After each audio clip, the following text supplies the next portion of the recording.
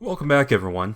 Aaron here, and today we are finally going to dive into the resume, arguably one of the most important documents an adult will create. If that's the case, then why did I wait until video number 4 to finally address it? Well, I wanted to make sure you had a strong foundation comprised of confident understanding of who you are and how you can fit in within the workforce before we tackle the resume. To give the resume the attention it deserves, I'm going to split it into 2 videos. I'm sorry for the lengthy information dump, but there's a lot of ground that needs to be covered here. First, we'll discuss formats and resources, then sprinkle in some general advice. In the next video, we'll focus more on the actual content. As I mentioned back in the application video, you need to know how to attach a resume to either an application or an email.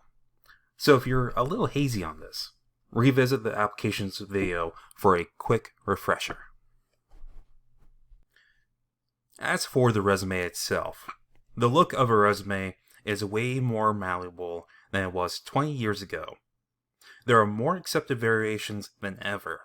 However, the general consensus agrees that there are typically 3 different formats that all resumes stem from: the chronological, the functional, and the hybrid formats.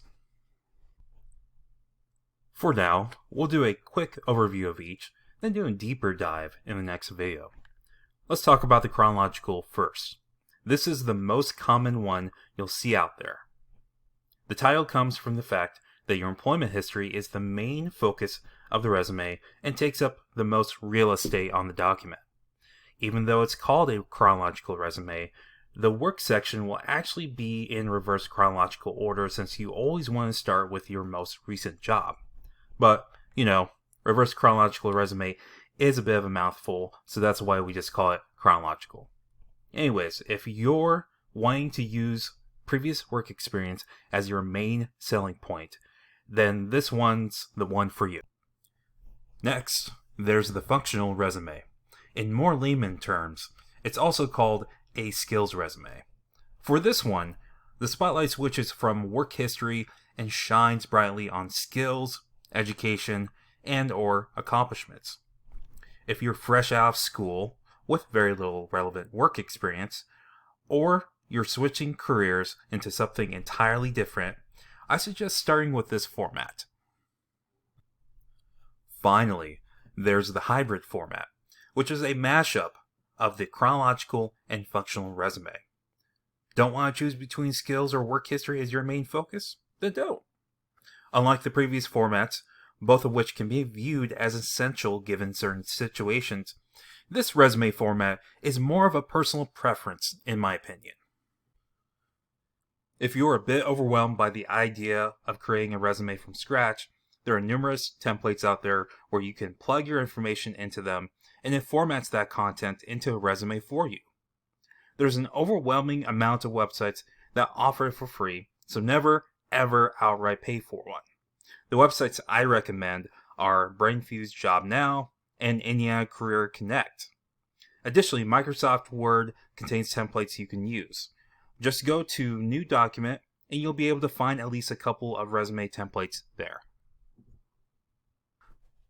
Something I always heard was that allowing your resume to expand beyond one page was equivalent of basically running it through the shredder. Now, are you ready for some controversy? Okay, here it goes. It's okay if your resume is more than 1 page long. A 2-page resume is fine as long as you keep 2 things in mind. First, make sure you can justify the length by providing enough solid content. A teacher with 15 years of experience? Yeah, they can get away with a 2-page resume. Now, a high school student fresh out of high school with no work experience, probably not going to need a 2-page resume. A single-page resume will be fine. Secondly, keep in mind that most people might only read the first page at first before they make the decision to further consider your resume. That's why all of the relevant information should be on the first page. Oh, as for a 3-page resume, don't do it. A 3-page plus resume is usually DOA, unless you're submitting a curriculum vitae.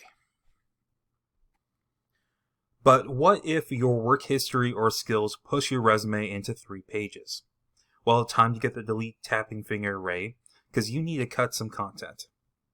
I'd say the cap for work history is no more than 3 to 4 jobs, and you don't want to go back further than 20 years. Recent and relevant is a good mantra to keep in mind here. If you feel your skills section is too long, cut the information that isn't immediately relevant to the position you are applying for. What about gaps in employment? If you volunteered or took some time off for a personal project, you can mention this to help fill in some of the gap, although personal projects should go in a section separate from work history. If you were in school during a gap in employment, make sure you put those dates in your education history. If you were incarcerated, more than likely you were assigned to a job during that time, so don't be afraid to put that down in your work history. And that's it. I hope this video acted like a potential FAQ and answered many general questions about resumes. In the next one, we'll really start breaking down each format and exploring the actual content of a successful and impactful resume. Once again, don't forget to take advantage of some of the other services that EVPL offers. We have BrainFuse Job Now, a website portal for all your job search needs. There's also the EVPL Central Reference Desk if you need assistance with research. Finally, you can book a librarian for one-on-one assistance for various things like, for example, working on a resume. Thanks for carving out a few minutes of your busy schedule to hang with me once again. Take care of yourselves, be safe out there. I'll see you next time.